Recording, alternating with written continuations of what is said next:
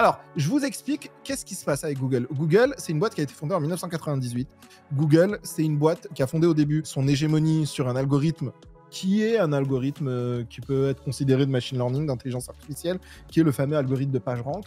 Donc depuis toujours, Google, ouais, PageRank ça s'appelle. Donc depuis toujours, Google, c'est une boîte qui fait de l'IA. C'est une boîte à 95% d'IA, les 5% restants, c'est une boîte de pain au chocolat parce que c'est les petits déjeuners gratuits chez Google.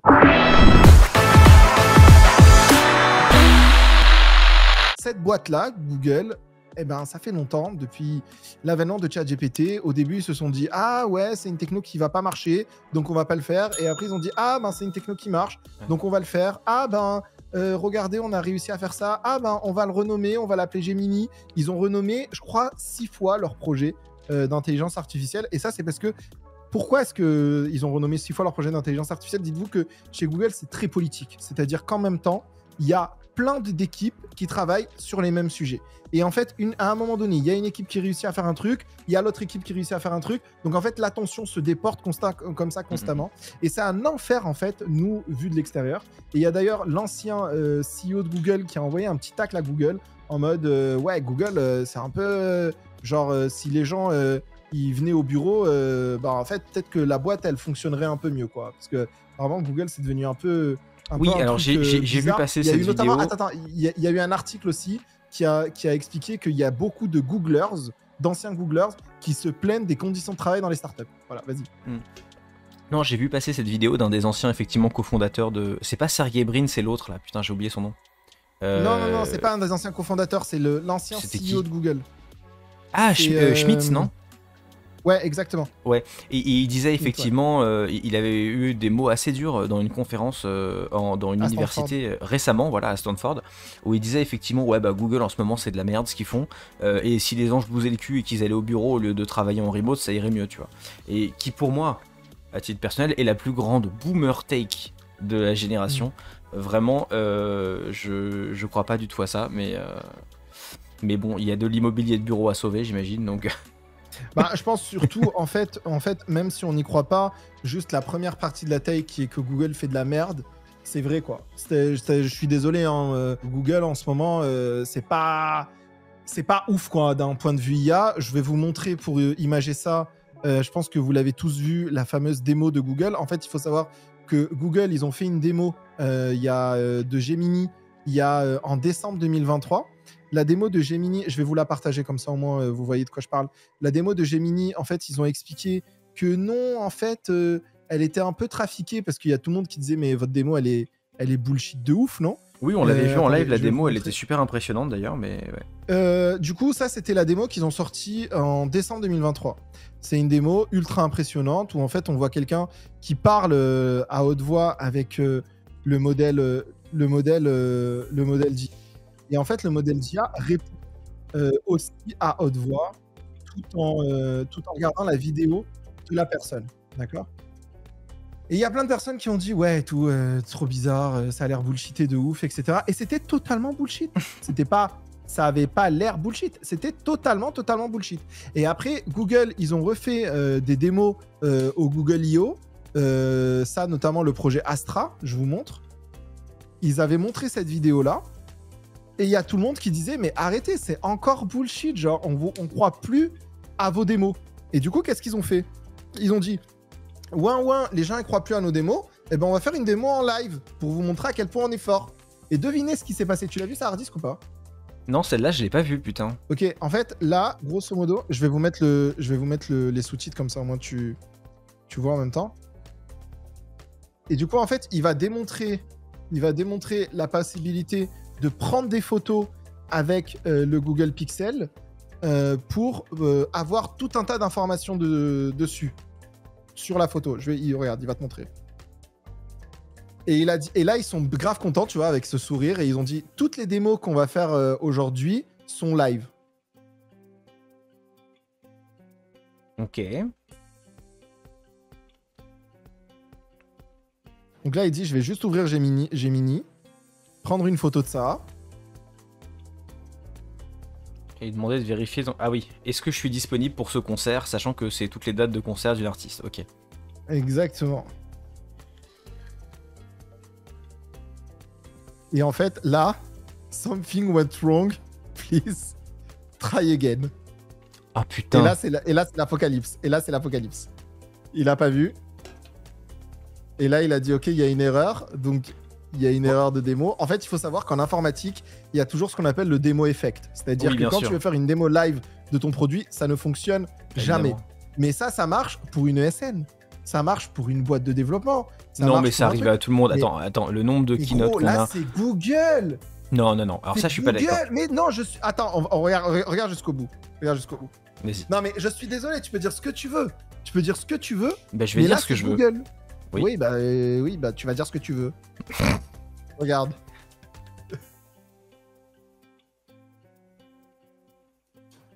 Regarde. Et là, oh, mon évidemment... Dieu. Il doit avoir envie de mourir sur scène. Et là, évidemment, ça ne fonctionne toujours pas. Oh là là là là. Et là, en fait, il a un autre téléphone. Et il y a tout. Quand on l'a vu, dans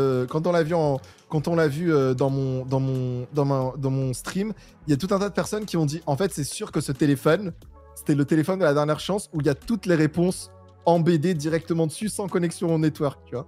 Oui, c'est vraiment le truc qui est automatique et qui est fait pour la démo. Ouais, voilà, le truc automatique qui répond instantanément, tu vois, pour simuler ce qui doit être fait, tu vois. Non, mais il devait avoir un problème de réseau, c'est pas possible.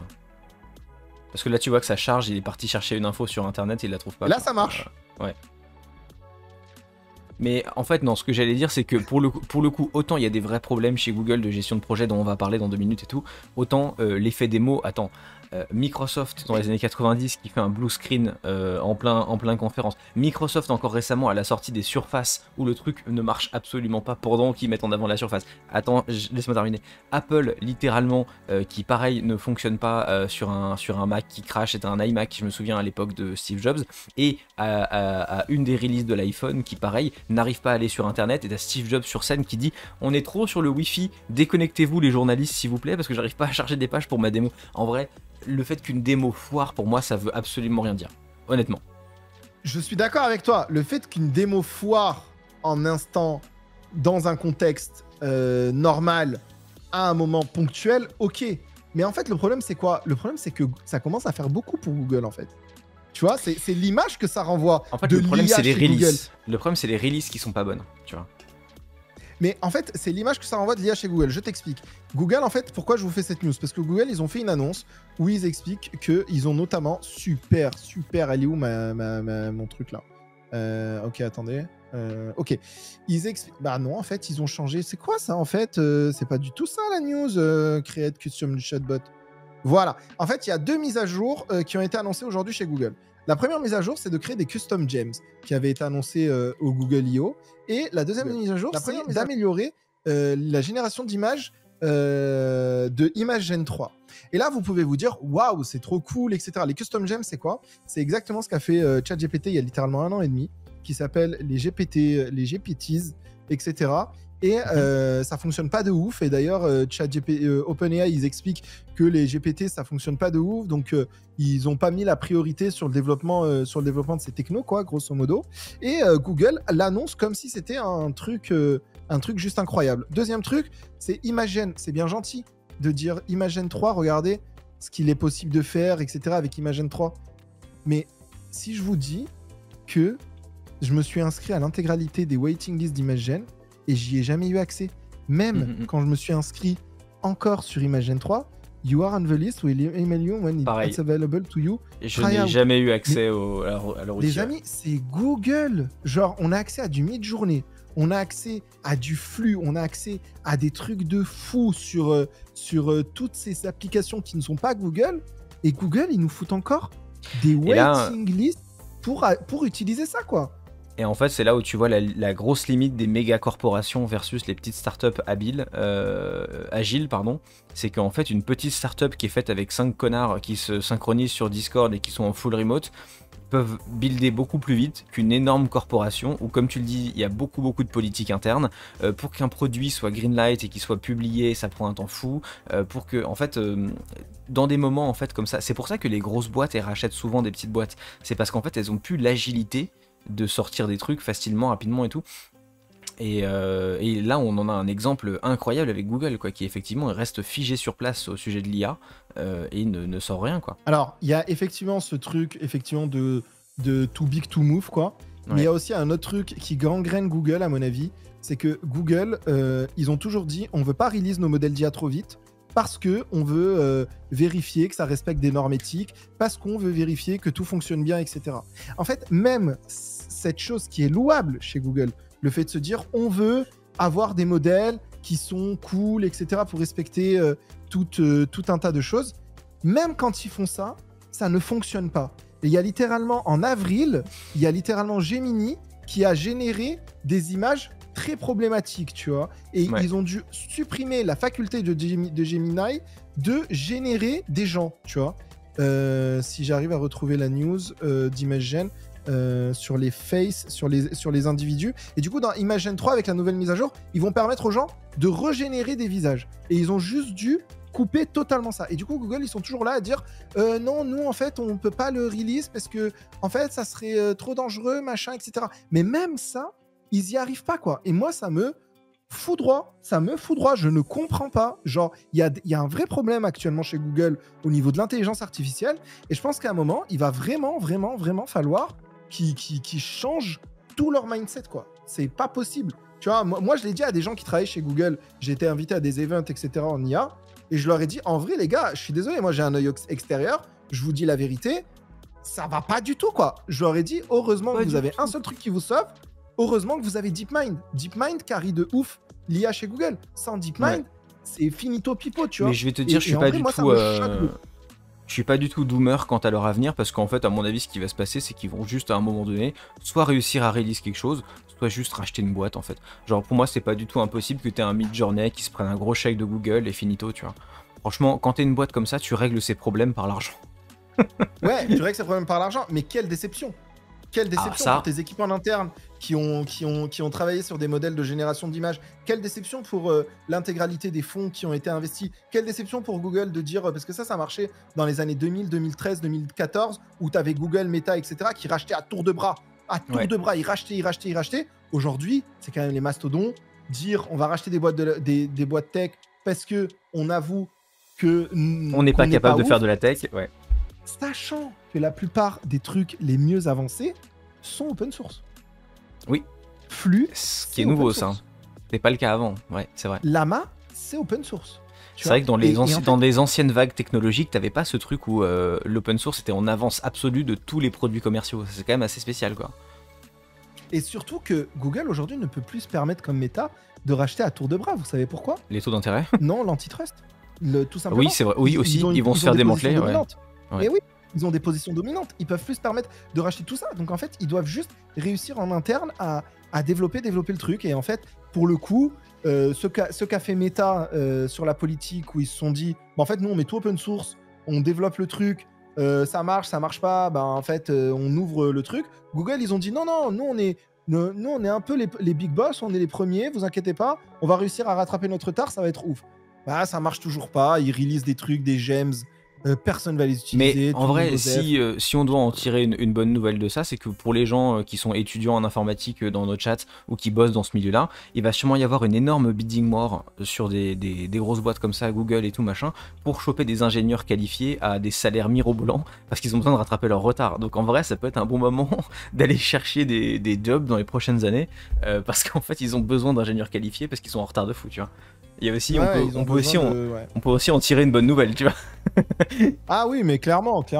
Après, je pense qu'à un moment donné, ils vont juste se dire, on va se concentrer que sur des tout petits cas d'usage très spécifiques. Ouais, parce qu'en fait, aussi, là, en fait, ils essayent de copier la concurrence. Imagen, ils essayent de copier les générations d'images. Gems, ils essayent de copier les GPTs assistantes. Tu vois, je pense qu'à un moment donné, il faudrait qu'ils se reconcentrent sur ce qui fait le business de Google. Ouais. La recherche, le Google Drive, etc. Mais rien que le fait d'avoir des moteurs de recherche qui vont générer des résumés, en fait, il n'y a même plus la trustabilité du côté des SEO, du côté des newspapers, des websites qui se disent, en fait, les gens, ils vont plus venir sur notre trafic. Tu sais, le Daily Mail, le New York Post, le New York Times, oui, etc. Il y a eu cette crainte déjà par le passé. Si Google résume tous nos articles, En fait, nous, ça sert à quoi qu'on pousse Google ou qu'on utilise Google? Il y a eu le problème avec Google Actualité à l'époque, tu vois. Où il y avait des paragraphes résumés et Google Actualité les résumait et en fait ils ne payaient pas les et les sites de news ont gueulé, ils ont eu un accord.